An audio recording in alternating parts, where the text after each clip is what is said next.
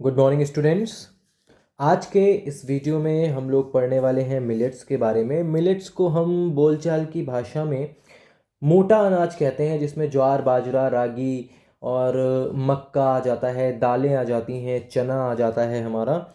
ठीक है, तो उनको हम कहते हैं मिलेट्स। तो आज हम मिलेट्स के बारे में पढ़ेंगे और लास्ट दो वीडियोस में हमने राइस एंड व्हीट के बारे में पढ़ा था और आई होप कि आपने उसके नोट्स बना लिए होंगे और आपको एक्सप्लेनेशन भी समझ में आया होगा। तो चलिए आज का टॉपिक शुरू करते हैं हम, जो कि है मिलेट्स।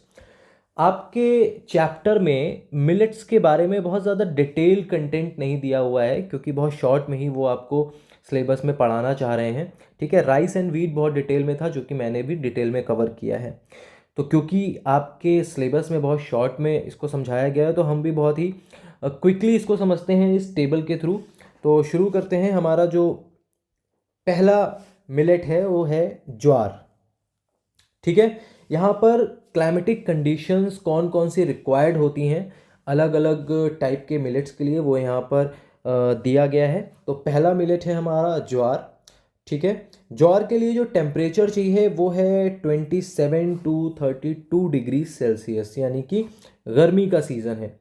ठीक है, रिक्वायर्ड रेनफॉल 45 सेंटीमीटर, यानी कि बहुत कम है। ठीक है, अगर हम राइस और वीट के कंपैरिजन में देखते हैं तो ये बहुत ही कम है। ठीक है, और ये कहाँ ग्रो होता है? It grow in arid and semi arid regions receiving rainfall below 45 centimetre. जो थोड़ा सा आप कह सकते हैं डिज़र्ट वाले एरिया होते हैं या फिर सेमी डिज़र्ट एरिया होते हैं, वहाँ पर ये ग्रो करते हैं, जहाँ पर 45 सेंटीमीटर की रेनफॉल या उससे कम की रेनफॉल होती है। सॉइल कैसी होनी चाहिए? रेड सॉइल बेसिकली होनी चाहिए। Red soil, grey and yellow loamy soil, it can also be grown in Sandy soil. तो कई तरह की सॉइल है, जिसमें लाल मिट्टी है, रेड सॉइल, और उसके अलावा सैंडी सॉइल, यानी कि जैसे कि मैंने कहा था आपसे, एरिड रीजन, डेजर्ट रीजन में ये ग्रो हो जाता है। ठीक है, तो एक बार फिर से रिव्यू कर लेते हैं। ज्वार में temperature 27 to 32 degree Celsius required होता है, 45 सेंटीमीटर से कम की रेनफॉल, रेड सॉयल या सैंडी सॉयल, ग्रे और येलो लोमी सॉयल, इन सारी ही सॉयल में ये ग्रो कर सकता है। और कहाँ कहाँ ये आपको पूरे इंडिया में देखने को मिलता है, इसका डिस्ट्रीब्यूशन वो देख लीजिए। ये महाराष्ट्र, मध्य प्रदेश, कर्नाटक, आंध्र प्रदेश, तमिलनाडु, गुजरात एंड राजस्थान, ये कुछ स्टेट हैं जहाँ पे आपको ज्वार का जो प्रोडक्शन है वो देखने के लिए मिलता है। अगला है हमारा बाजरा। ठीक है, बाजरा, वैसे तो गांव वगैरह में बाजरे की रोटी भी खाई जाती है। ठीक है, अब तो शहरों में भी कई ऐसे रेस्टोरेंट खुल गए हैं जो गांव वाला खाना खिलाने के नाम पर आपको ज्वार बाजरा की रोटी प्रोवाइड करा देते हैं और बहुत ही अच्छे खासे पैसे लेते हैं उसके, जबकि ये बहुत ही चीप रेट पर अवेलेबल रहता है। ठीक है, तो बाजरा की अगर हम बात करें तो यहाँ पर क्लाइमेटिक कंडीशन में जो टेम्परेचर है वो है हमारा 25 to 30 degree Celsius, again summer season है। Low rainfall. अच्छा, आप एक चीज़ देखेंगे, सारे ही जितने भी मिलेट्स आप देख रहे हैं इसमें आप एक चीज़ देखेंगे कि लो रेनफॉल रिक्वायर्ड है। ठीक है, यानी कि किसी भी तरह की इरिगेशन फैसिलिटी अगर नहीं भी अवेलेबल है, हल्की फुल्की रेनफॉल भी अगर होती है तो वहाँ पर दे कैन ग्रो ईजिली। ठीक है, तो बाजरा में हम देखते हैं again low rainfall, it can be grown in region receiving less than 50 centimetre. ठीक है, ऊपर आपने देखा था लेस देन या बिलो 45 सेंटीमीटर, यहाँ पर है लेस देन 50 सेंटीमीटर रेनफॉल। ठीक है, सॉइल की बात करें, red soil, Sandy loamy soil and black soil, ये तीन तरह की सॉइल है जिसमें आपको बाजरा का प्रोडक्शन देखने के लिए मिल जाता है। ठीक है, डिस्ट्रीब्यूशन की अगर हम बात करें, राजस्थान, गुजरात, उत्तर प्रदेश, पंजाब एंड हरियाणा। ठीक है, ये 5 स्टेट हैं जहां पर आपको बाजरा ग्रो होता हुआ दिखता है, उसका प्रोडक्शन आपको दिखता है। नेक्स्ट आता है हमारा रागी। रागी के लिए अगेन आप देखेंगे 20 to 30 डिग्री सेल्सियस का टेम्परेचर है, यानी कि अगेन गर्मी होती है। ठीक है, कहाँ पर ग्रो कर सकता है? It is grown in region receiving 50 to 100 centimetre rainfall, यानी कि यहाँ पे 100 आपको देखने के लिए मिलेगा। आपने जो पिछले दो देखे हैं ज्वार और बाजरा, उसमें 40 5 और 50 था, यहाँ पर 50 to 100 है। यानी कि अगर 100 सेंटीमीटर है वेल एंड गुड, नहीं है तो 50 अगर है तब भी ये आसानी से ग्रो कर सकता है। तो कितनी रेनफॉल चाहिए हमें? 50 to 100 सेंटीमीटर रेनफॉल यहाँ पर चाहिए। अगेन आप देखेंगे सॉइल, अच्छा सॉइल के बारे में आप देखेंगे तो लगभग सेम सॉइल है, ठीक है, तीनों में ही, बस यहाँ पर एक नया नाम जुड़ गया है, वो है एलुवियल सॉइल का। तो रेड सैंडी लोमी सॉइल है, और उसके अलावा यहाँ पर एक स्पेशल नाम जुड़ गया है एलुवियल सॉइल का। बाकी आप ज्वार में देखेंगे रेड एंड सैंडी, बाजरा में देखेंगे red and Sandy and black soil, वो कॉमन है। डिस्ट्रीब्यूशन की बात कर लेते हैं, तो रागी में जो लीडिंग प्रोड्यूसर है हमारा वो कौन है? कर्नाटक। उसके बाद तमिलनाडु, उत्तराखंड, महाराष्ट्र एंड आंध्र प्रदेश, ये कुछ स्टेट हैं जहां पर आपको प्रोडक्शन देखने के लिए मिलता है रागी का। तो ये तीन हमने चीज़ें देखी यहाँ पर, ज्वार, बाजरा एंड रागी। तो आप ये टेबल बना लीजिएगा, आप चाहें तो पॉइंट वाइज भी नोट कर सकते हैं। हम आगे बढ़ते हैं वीडियो में, पल्सेस की बात करते हैं हम लोग, ठीक है। पल्सेस, पहला पॉइंट, पल्सेस आप जानते हैं ना, दालों को कहा जाता है पल्स। जैसे आप अरहर, मसूर, उड़द, चना, मटर, ये सारी दालें होती हैं ना, इनको हम पल्सेस कहते हैं। तो पहला पॉइंट क्या है? Pulses are an important part of Indian diet as they provide vegetable protein. दालों से हमें क्या मिलता है? प्रोटीन मिलता है, ठीक है। जो लोग जिम करते हैं या एक्सरसाइज वगैरह करते हैं, हैवी एक्सरसाइज करते हैं, वो अक्सर बताते हैं कि प्रोटीन के लिए दाल खाएं। आप मीट भी खा सकते हैं, बट दाल, अगर आप वेजिटेरियन हैं तो आपके लिए जो रिच प्रोटीन मील है उसमें दाल होना बहुत ज़रूरी है। तो पल्सेस क्या हैं? इंडियन डाइट का एक इम्पॉर्टेंट पार्ट है। आप देखेंगे घरों में अक्सर दाल चावल सब्जी रोटी, दाल चावल सब्जी रोटी ऐसा कहा जाता है, यानी कि दाल के बिना वो पूरा सेंटेंस ही नहीं बनता है। कि हमारे यहाँ पूरा खाना किसे कहते हैं? जब दाल चावल सब्जी रोटी सब बनता है उसको कहते हैं कि पूरा खाना बना हुआ है, ठीक है।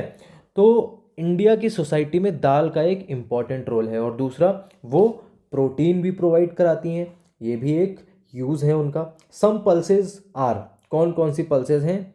ग्राम यानी कि चना, अरहर, उड़द, मसूर यानी कि लेंटिल, मूंग जिसे हम ब्लैक ग्राम कहते हैं, एंड मटर यानी पीस। ओके, तो ये कुछ एग्जाम्पल हैं जो कि यहाँ पर दिए गए हैं दालों के यानी कि पल्सेस के। क्लाइमेटिक रिक्वायरमेंट देखते हैं। टेम्परेचर चाहिए हमें 20 डिग्री सेल्सियस से 25 डिग्री सेल्सियस तक, ठीक है। यानी कि इसके आसपास का टेम्परेचर सूटेबल है, वहाँ पर पल्सेस आसानी से हो सकती हैं। रेनफॉल भी बहुत ज़्यादा नहीं चाहिए। अगेन जैसा मैंने आपसे कहा, आपने जितने भी अभी मिलेट्स देखे हैं सब में ही लो रेनफॉल चाहिए, और यहाँ पर भी 50 to 75, 50 है या 75 है, दोनों ही काम चल सकता है, उसमें पल्सेस ग्रो हो सकती हैं। तो 50 to 75 होनी चाहिए। Pulses grow well in dry light soil, जो थोड़ी सी सूखी मिट्टी हो वहाँ पर आसानी से पल्सेस हो सकती हैं, क्योंकि अगेन यहाँ पे पानी की ज़रूरत बहुत ज़्यादा नहीं है, ठीक है। आपको समझ में आ रहा है? नेक्स्ट पॉइंट है, gram is the leading pulse. जो चना है वो सारी ही दालों को लीड करता है, वो एक लीडिंग पल्स है, and is sometime grown along with wheat. इसको कैसे ग्रो करते हैं? कभी कभी गेहूं के साथ भी मिक्स्ड क्रॉप में ग्रो कर लेते हैं, ठीक है। ग्राम एक राबी क्रॉप है या रबी क्रॉप है, ठीक है, जहाँ पर 10 सेंटीमीटर के आसपास रेनफॉल होती है वहाँ पर ग्राम ग्रो किया जाता है। तो ग्राम एक रबी क्रॉप है। वहीं उड़द और मूंग को अगर हम देखें तो वो कैसे हैं? वो है खरीफ क्रॉप, ठीक है, याद रखिएगा, ग्राम रबी क्रॉप है, उड़द एंड मूंग खरीफ क्रॉप है। Next point, pulses are leguminous crops. Leguminous का मतलब होता है फली वाली क्रॉप्स जो होती हैं ना, जो जैसे मटर की फलियां होती हैं या चने की फलियां होती हैं, वैसे उनको हम बोलते हैं लेग्यूमिनस क्रॉप्स। तो pulses are leguminous crop which increase the content of nitrogen in the soil, जो कि मिट्टी में नाइट्रोजन की जो मात्रा है, नाइट्रोजन की जो क्वांटिटी है उसको इंक्रीज करती हैं। और जब सॉइल में नाइट्रोजन इंक्रीज होती है तो फिर इंक्रीज होती है उसकी फर्टिलिटी, यानी कि वो ज़्यादा प्रोडक्शन प्रोवाइड कर सकती है। Okay, next point, India is the largest producer and consumer of pulses. India एक बहुत ज़्यादा पल्सेस ग्रो करने वाला, प्रोड्यूस करने वाला कंट्री है और साथ ही बहुत ज़्यादा कंज्यूम भी करता है पूरे वर्ल्ड में। ठीक है, मध्य प्रदेश, महाराष्ट्र, उत्तर प्रदेश, राजस्थान, आंध्र प्रदेश, ये 5 लीडिंग पल्सेस प्रोड्यूसर हैं। यहाँ पर सबसे ज़्यादा इन 5 स्टेट में सबसे ज़्यादा पल्सेस ग्रो की जाती हैं। ठीक है, अब हम ज़रा मैप भी देख लेते हैं। यह है हमारा मैप, इसको थोड़ा छोटा करते हैं। मैप, अब इसमें आप पहले लेजेंड्स देख लीजिए या फिर जो भी इन्होंने पैटर्न यूज़ किया है वो देख लीजिए। यहाँ पर जो वर्टिकल लाइन है वो मेज़ को रिप्रेजेंट कर रही है। ठीक है, जो थोड़ा सा क्रॉस वाला साइन है वो बाजरा को रिप्रेजेंट कर रहा है और जो वर्टिकल लाइन है वो क्या कर रही हैं, वो ज्वार को रिप्रेजेंट कर रही हैं। ठीक है, तो मेज़ का एरिया हम देख लेते हैं। ये पूरा एरिया जो आपको दिख रहा है ये वाला, ये पूरा क्या है, ये मेज़ का एरिया है। ठीक है, जितने भी आपको क्रॉस वाला एरिया दिख रहा है ये जो मैंने रेड कलर से शेड किया हुआ है, ये आपको कैसा क्या चीज़ रिप्रेजेंट कर रहा है, ये आपको बाजरा रिप्रेजेंट कर रहा है। ये जितना भी एरिया है जो कि मैंने अभी आप देख रहे हैं लाइव, इसको जिसको मैं शेड कर रहा हूँ, ये रिप्रेजेंट कर रहा है बाजरा को।